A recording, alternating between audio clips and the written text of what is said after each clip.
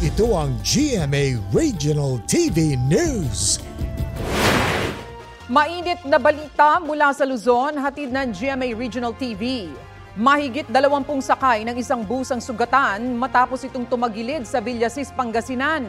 Chris, ano raw ang dahilan niyan?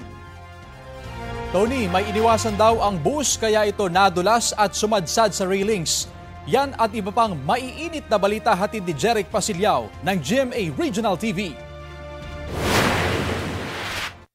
Pinaligiran ng mga tao ang bus na iyan na tumagilid sa kalsada sa Villasis, Pangasinan. Ayon sa investigasyon, may iniwasang sasakyan ng bus hanggang sa nadulas ito sa kalsada dahil sa malakas na pag-ulan.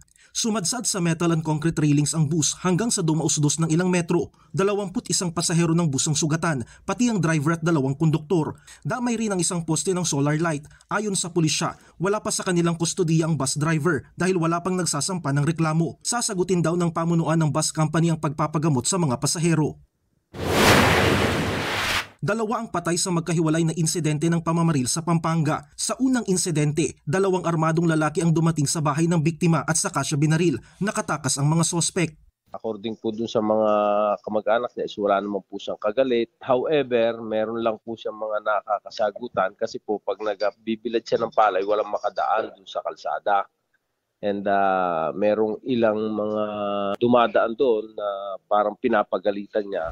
Sa Mabalacat, riding in tandem naman ang kumitil sa buhay ng isang lalaki. Sa investigasyon ng pulisya, nilapitan ng mga sospek ang kotseng minamaneho ng biktima sa Dao Access Road. Nakaligtas naman ang anak ng biktima na sakay rin ng kotse. Iniimbestigahan na ang 2 insidente. Jeric Pasilyao ng GMA Regional TV nagbabalita para sa GMA Integrated News.